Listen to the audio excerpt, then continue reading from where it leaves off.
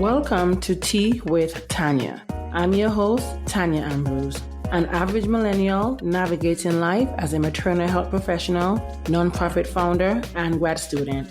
Join me in the tea tasting room where we spill the tea on finding balance and promoting positive living while doing it all. Hey, welcome back to another episode of Tea with Tanya. Thank you for joining me here in the tea tasting room. I am grateful that you are listening to yet another episode.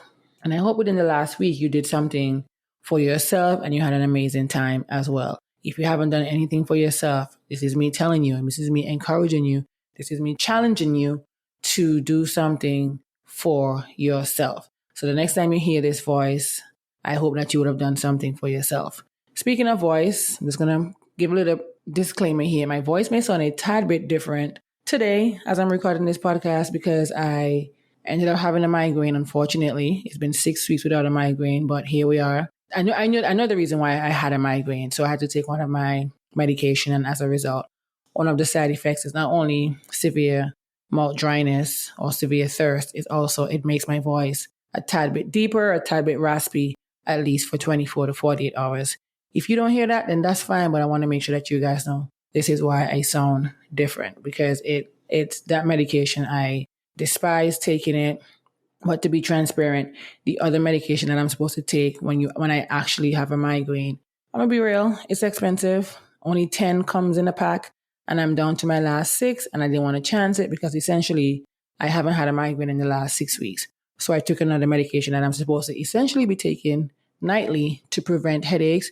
But I don't want to be the girl that's going to be relying on medication for the rest of her life for a migraine. And because I haven't had a migraine in so long, there's no need for me to be taking the other one that's way more expensive and the one that I have a limited amount of. So I took that medication, and as a result, this is why my voice is sounding this way.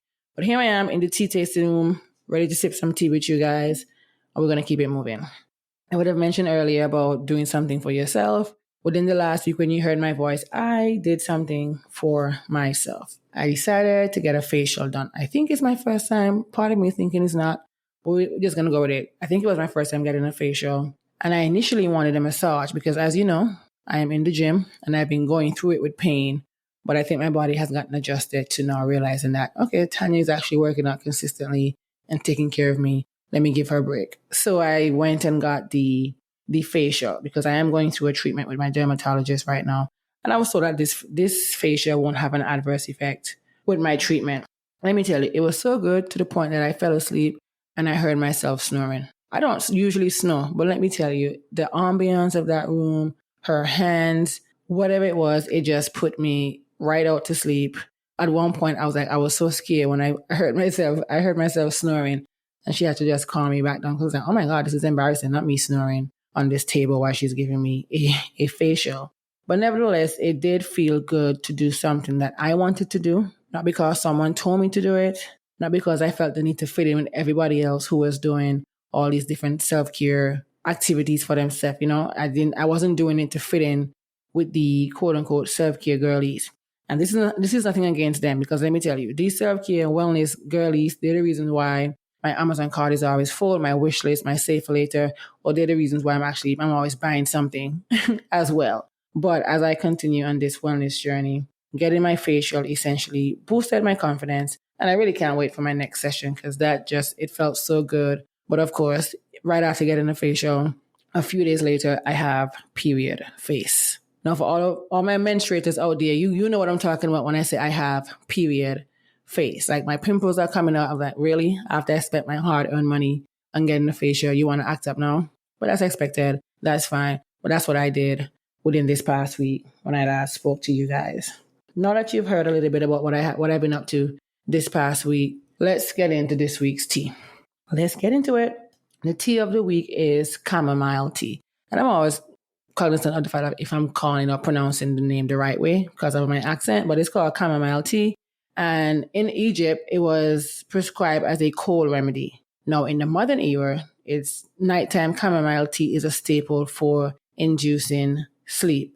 Recent studies have supported the efficacy of chamomile for cold prevention, sleep induction, and other ancient applications. Now, there are lots of benefits for chamomile tea.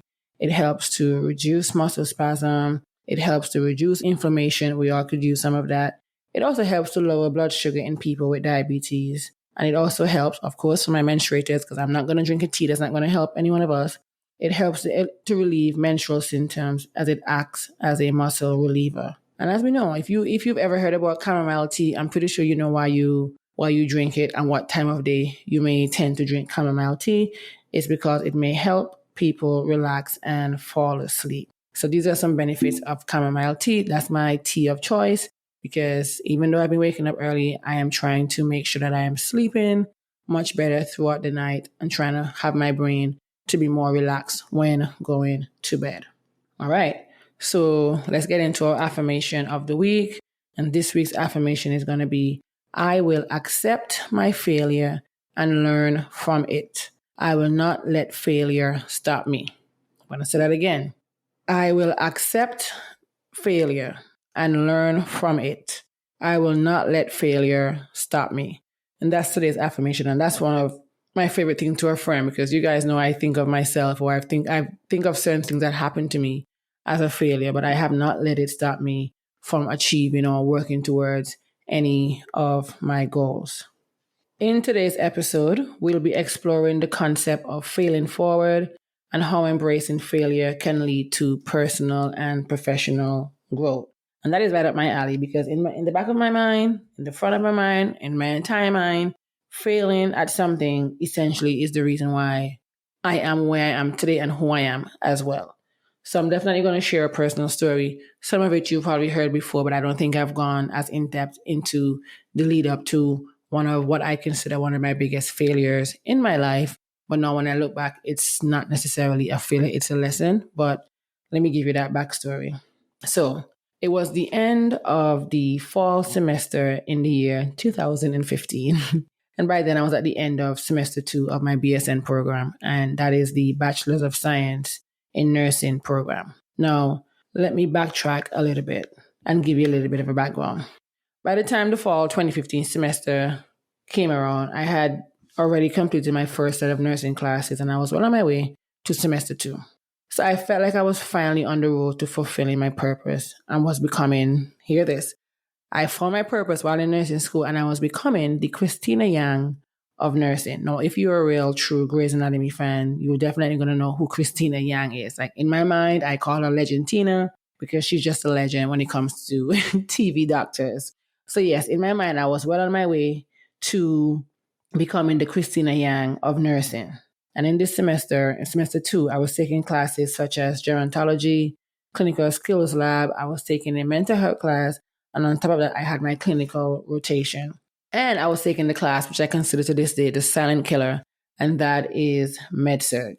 Okay? That was the silent killer.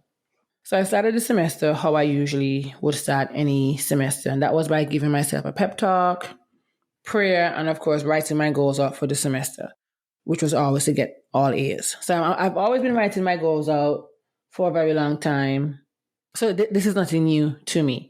But like some of you guys know, at the start of the semester, if you've been to school, most professors would like to brag or make it seem like their class is harder than a rock. But little did they know that I, Tanya, wasn't fazed by their scare tactics. It was just not going to work for me.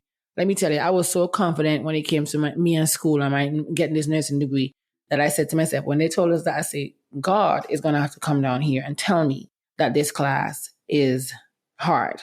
That's how much confidence I have. So these professors telling me, do X, Y, Z. No, the scare tactics was not going to work for me.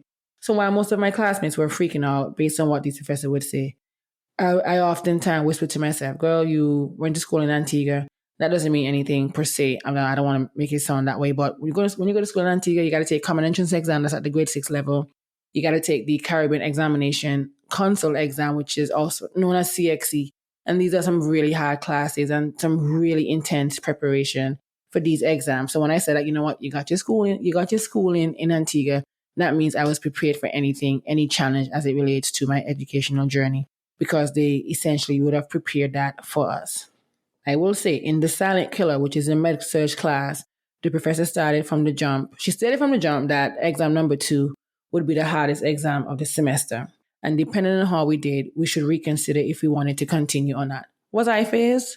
Absolutely not. Again, her saying that was not threatening me. It wasn't scaring me the way it was with my fellow classmates at the time.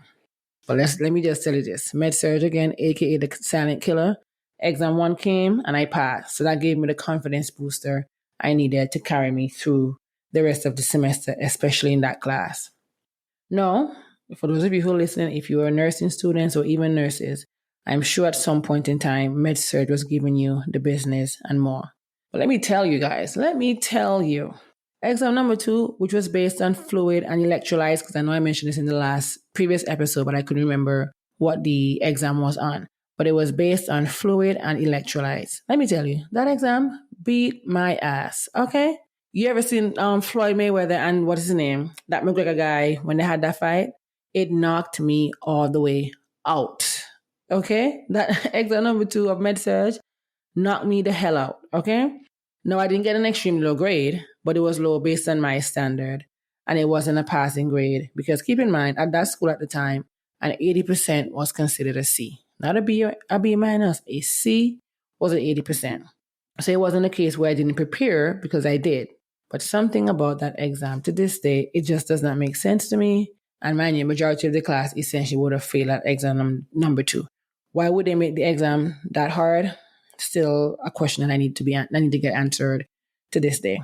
But, I was sad. And as one of my best friends, Gigi, would like to say, we get a few hours or we have to learn, sit in our feelings for a while and then use the next day to create another opportunity for yourself. So me being the optimistic person, I take pride in myself being, because I'm very optimistic. I knew I had to come real hard the next few exams. Now, every student knows that when you fail an exam, it drops your grade to the ground. But let you get a good grade, it barely moves up that ladder. It really barely moves up that ladder. It's really hard. It's hard out here in these school streets. But I didn't let getting an unsatisfactory grade deter me from preparing for exam number 3. Now, all my other classes were going really well, but med-surg and the theory part of clinicals were consistently kicking my ass. It's not easy taking an exam, knowing all the answers are right, and then you have to select the best one. That's nursing school for you. Sometimes the best answer ain't even the best answer they're looking for. So, that's where my critical thinking when it comes to life and just in general, that's where I developed that skill. It was in nursing school. So I did get something out of it, to be quite honest. I studied my ass off and I tried to do my best on exam number 3 and the finals to ensure that I would have a passing grade at the end of the semester. Now, I know this is long-winded, but let me just fast forward ahead a little bit and tell you that at the end of the semester, that nervous feeling that you get when you're anticipating your grades in that portal? Well, there were backflips going on in my stomach while I waited the afternoon. The other grades came in and they were great. But the 2 grades I was really concerned about seemed to have been taking forever to be posted, okay? I must have refreshed that Blackboard page a million times that afternoon, also almost having a mini anxiety attack. When that notification popped up, med-surg, D. Skills, D. In that very instant, my body just shut down and went completely numb. I have never experienced that feeling ever since that day in 2015. Med-surg D, Skills Lab D. In that instant, it shut all the way down. Who would have known that those 2 grades would later determine where my life would be headed? I failed one class by 0.5 points and the other by 0.8. And I always like to put this in my story because it really does matter. And the school that I was attending at the time, they didn't do like rounding up so that you can get a better grade. Like, let's say you have a 70.5 and you needed a 71 to pass. They would not do that. When I tell you I was devastated, it's just a complete understatement when I say I was devastated. My future, like I envisioned it, was no more. And I think I'm a very emotional person. So of course I cried and I cried and I cried because coming from an Antigua or Caribbean household and all these goals and dreams that you set for yourself and these expectations to not even meet the bar that you set for yourself is devastating. So I had to cry. Of course, call my loved ones to explain what happened. And you're probably, I had to do all of this because it was just a lot. And you're probably thinking, Why am I so dramatic? Why not take them over the next semester? Well, failing those two classes was an automatic dismissal from the nursing program that I was in. So I didn't even stand a chance. And if I wanted to be back in that same program, I had to wait 2 years. At the time, in 2015, I'm 25. What am I doing waiting 2 years to complete a nursing degree? I needed to be on the go. Again, I'm very ambitious and very resilient. I need to be on the go. I sat with my feelings. It was time for me to figure out what the next plan was going to be. And after talking to my loved ones, deciding what to do was next on my agenda. So, of course, I started looking for schools that didn't have any strict requirement when it comes to nursing schools and all these different things. So I started researching the schools, and I knew changing my environment as well was a priority. Because me failing wasn't necessarily a case of not being prepared, because I did everything to the best of my ability. And this is not me even making any excuses, but I strongly believe that the many surrounding distractions that I had contributed to me failing. To this day, I still believe that. But at the end of the day, I can't point fingers at anyone but myself. And I should have known how to block out those distractions as well. And that's where, when it comes to boundary setting, I didn't have any boundaries then. Like, my boundaries were non-existent during that time. I was still putting the needs of others in front of me. And then that essentially would have also contributed to me failing out of nursing school. So I want to talk about the many stumbling blocks that myself, and I would have experienced. I moved to Georgia after getting into a school here. Prior to moving to Georgia, I had to fly into the school, do all the orientation. And I remember vividly at the orientation asking the counselors and everybody, are you guys sure? Even though I got into the program, I wanted to make sure that there was not going to be any issues. My friend, after enrolling into this program, and I had a meeting with my advisor to ensure I was on the right track with my classes and everything. Because one thing about me, when I'm in school, I believe in networking when it comes to your professors. And if you don't hear anything else from this episode, networking is key. If you're in school, if you're at a job, you always want to make sure that you're networking with these people, because you just never know what that connection can do for you. But nevertheless, I remember talking to my advisor, and this is what was said. I am afraid you can't pursue a nursing degree here after further revision of your transcript.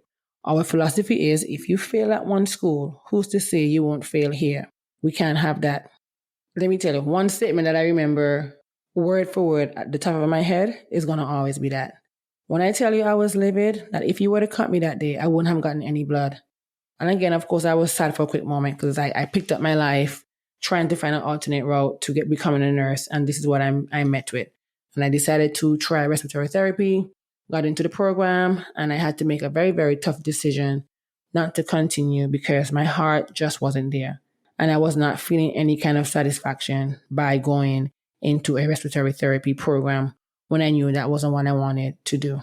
So I took the semester off, and me being me, again, is the Antiguan in me, taking the semester off felt like the world was coming to an end. Like, me, the girl that loves school, why am I taking the semester off, And I took the semester off, and I used that semester to only apply to nursing programs. But, life has a tendency to not go your way when you want it to. And I kept meeting stumbling blocks after stumbling blocks after stumbling blocks. And every now and then, I honestly would question, why me? What have I done? What have I done for me to not meet or accomplish the goals that I set for myself? And of course, one of my mantra is to turn stumbling blocks into stepping stones. And I think I do that by showing my resilience, my ambitious, my dedication, my drive, because nothing was going to stop me from accomplishing my goal, one of becoming a nurse. No, I'm a whole public health professional. And every now and then I'll be honest and transparent. Like recently, because I took my mind off of nursing for a while when I got waitlisted to two of the top schools here in the country. But I'm still toying with that idea, because I'm trying to see how I can merge my clinical experience with my public health experience. But we shall see what the future holds. So this is my first time essentially telling the full story of this nursing school saga, if we want to call it that. And, I think then even I got really sad, and I thought, okay, I am a failure. I'm this girl from Antigua, and I can't even accomplish the one goal that I set up my mind to.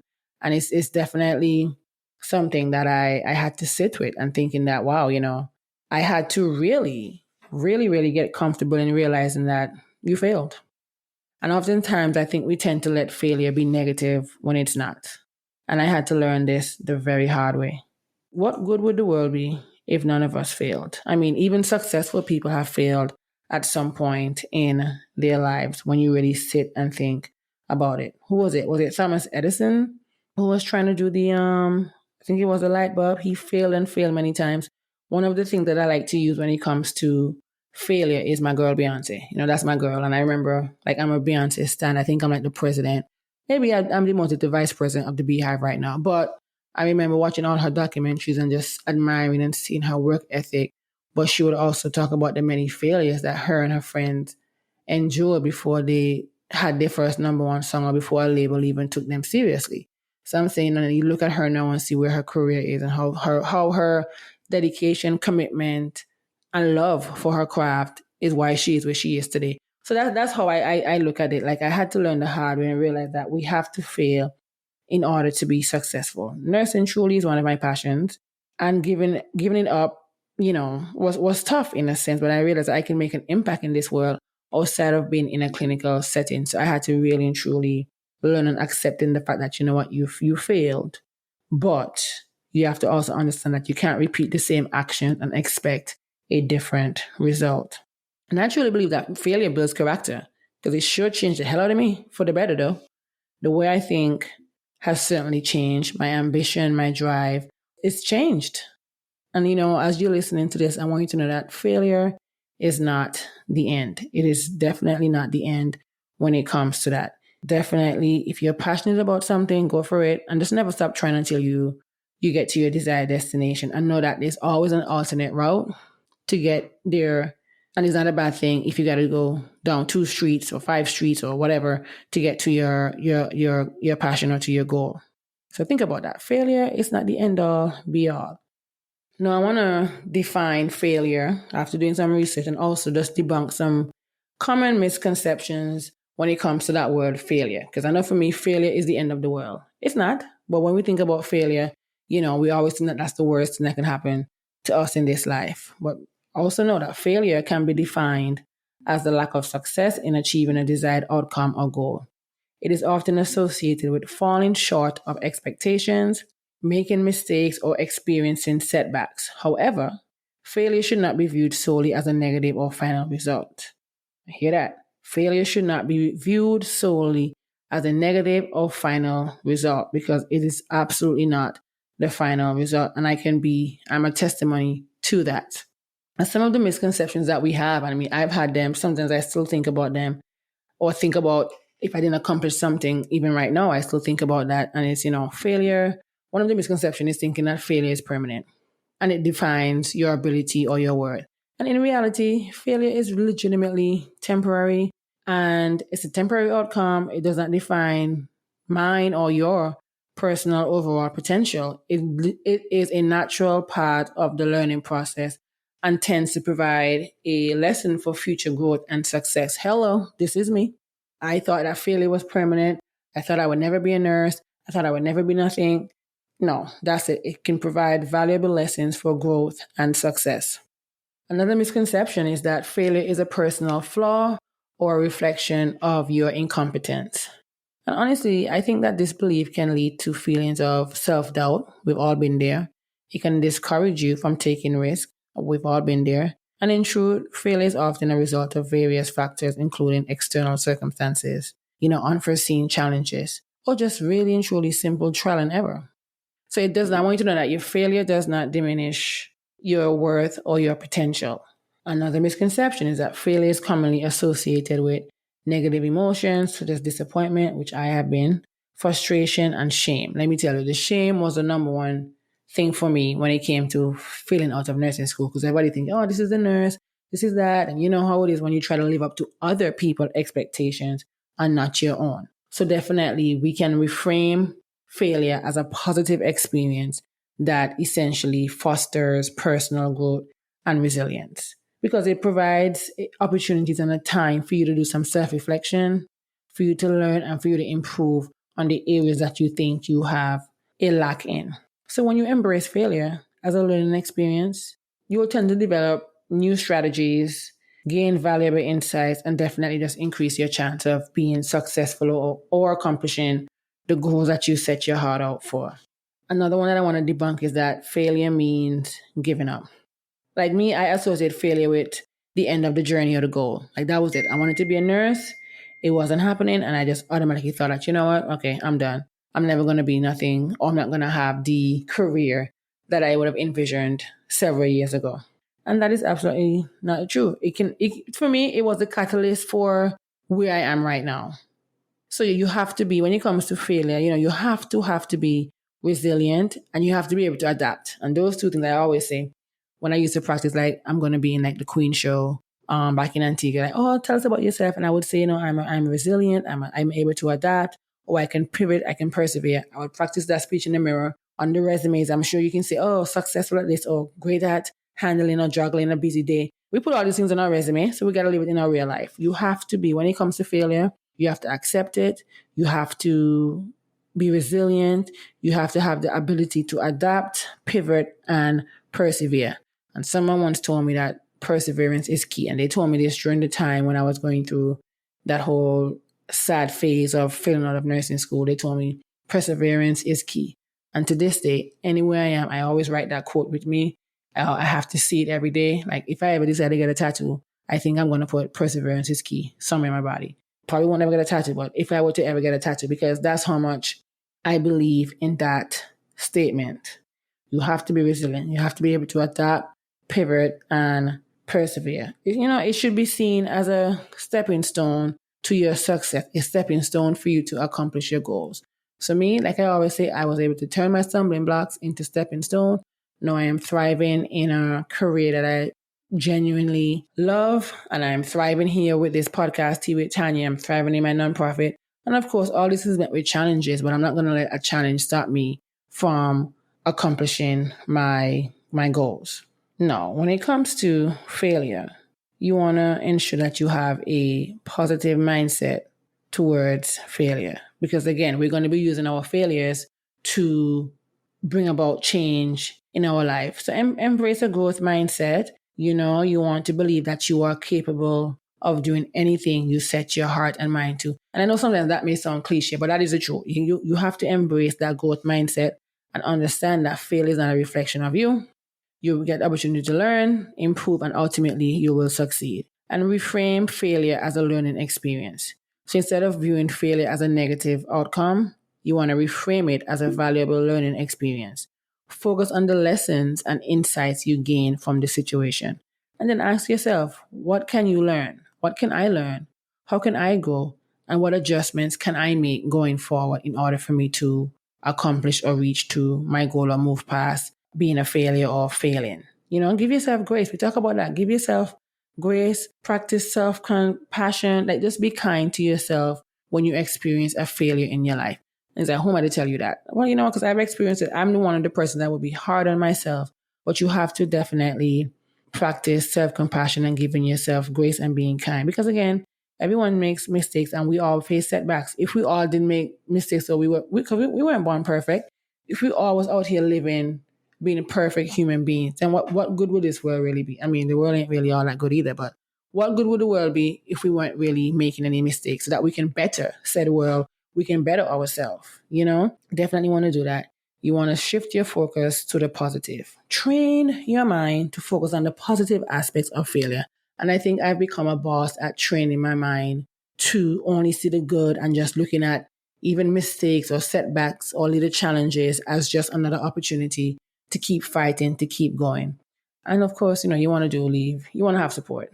Like your support system when it comes to failure is going to be key. You want to be able to share your support, your failures with them. Like who could be a mentor, could be a friend, could be a sister, could be a colleague, whatever it is.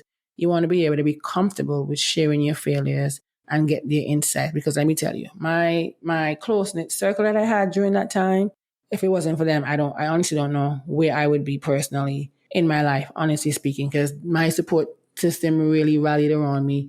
And that's why I'm just so optimistic when it comes to anything in life. And then the last one I want to say is to practice self-reflection and growth. You guys know I love journaling. You want to engage in self-reflection to assess your strengths, your weaknesses, and if there's any areas for improvement, because we all have room for growth. Use any sort of failure that you may endure as an opportunity to identify the areas where you can develop new skills, a new mindset. And then, of course, just set specific goals and action plans to improve from your experience. We spoke about setting SMART goals when it comes to our goals in a previous episode. You definitely want to be specific and set specific goals. And just remember that adopting a positive mindset towards failure is an ongoing process that requires a conscious effort and self-awareness. That's the big one, self-awareness. So definitely want to do that. Just embrace the moment, embrace where you are in life, because when we fail, like look at me, who would have thought I would have had a podcast? Who would have thought I would have had a nonprofit organization? When I sit back and I do my self-reflection and I analyze probably some of the reasons why I may have failed out of that nursing program. And I failed at other things too, but that one to me was one of the biggest failures in my life, and is why I talk about that story anytime I get the chance to, because that me failing out of nursing school truly broke me and also just tested my ability to see how resilient, how dedicated, and how committed I am to my goals. So you definitely want to sit and reflect, get that journal out, get that notes out from your phone, and start just writing your feelings out. Think about what you consider failure. Think about how you felt when you realized that you failed at something and where you were then. If you didn't fail then, would you be the person that you are today? Because I can say this, and every time I think about it, sometimes I laugh, sometimes I cry. But had I not failed that semester and I went on to graduate in 2016 or 2017, whatever that was, because that was my goal, graduate from nursing school in 2017, get a job, do all these things, do travel nursing, become a nurse practitioner. All these different things were part of my goal list when I first got accepted into that nursing program, right? And I oftentimes sit back and think, if I didn't experience that failure, what kind of person would I have been today? Would I be the Tanya that I am now? Or would I have been a totally different person? So that's all the thought in the back of my mind sometimes, wondering who would I have been? Was I even ready to be a nurse at that point in time when I was applying to these schools, when I was in the class? You know, so I look at it as everything happening for a reason. Sometimes I don't know what the reason is. Sometimes I even dislike saying that statement.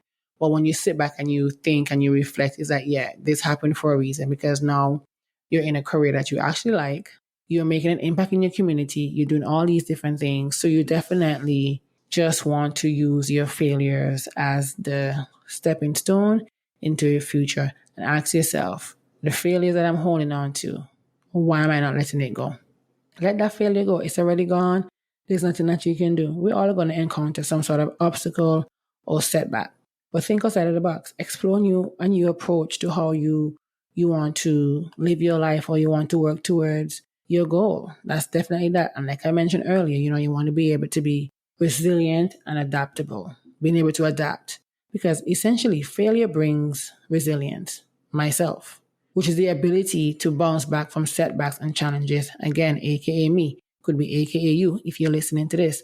So when we experience our failures, we tend to develop a greater strength or greater skill when it comes to handling any sort of adversity that we may face. And then we can always adapt to circumstances that are changing, and of course, persevere in the face of obstacle. Definitely want to overcome any sort of obstacle. So as I'm wrapping up this episode, I want you to know that embracing failure as a natural part of the journey can contribute to your personal and your professional development, which will be by fostering learning, resilience, and self-awareness, and even confidence ultimately, which will lead to your success. Because it's really through our failures that we grow and unlock our full potential. And I stand by that statement, because I truly believe that failure builds character. It sure changed me for the better. The way I think has certainly changed. My ambition, like I mentioned earlier, has certainly changed. So definitely, if you're passionate about something and it's taking longer for you to get to your destination, always remember that you can walk another path. You can walk another mile or two just to get to where you are. And as I leave and wrap this episode up, I'm challenging you to fail forward. And you're probably thinking, why am I challenging you? I'm challenging you to fail forward. That job that's probably not doing something for you, and you're holding on to this job and you're scared to apply for another job, go ahead and apply for that job, because at the end of the day, you don't want to be stuck in something that's not making you grow. You want to be able to can flourish in whatever that you're doing. You want to be able to meet people in different places and stages of their lives. You know, where would I be if I got into another nursing program? No, I have a podcast. I get to talk to you weekly. I have a nonprofit organization. I'm back in school and I'm thriving. I'm meeting people in certain high positions when it comes to politics and these different things. Well, I'll say government, not politics. But I am doing all of this. I am living out a dream and a goal that I set for myself because I didn't let my failure or one of the biggest failure in my life stop me from doing that. I'm going to ask you a question and I want for you to think about that answer and write it down. You can even tag me if you listen to the episode. You get to this point, tag me in the Instagram story, Tea with Tanya podcast. But think of a time where you failed and got back up. So can you think of a time where you failed and got back up, felt defeated but overcame? Let me know. Be free to tag me when you listen to this episode. I want you to, again, think of it. Can you think of a time where you failed and got back up? Did you feel defeated but overcame? That's a question I want for you to think about as you go about your week. I definitely want you to write the answer to that question. Even if you don't tag me on Instagram, although I want you to, seriously, on a serious note, really do ask yourself, can I think of a time where I failed and I got back up? I felt defeated, but I overcame. Think about that. Ponder on that question. And I'll see you here in the tea tasting room next week. Thank you for joining me for another episode of Tea with Tanya. If you like this episode, be sure to share it with a friend. Don't forget to follow on Instagram at Tea with Tanya Podcast. Be sure to subscribe to the weekly Tea Talk newsletter. And of course, rate on Apple or Spotify and subscribe wherever you listen. See you next time. I love you for listening.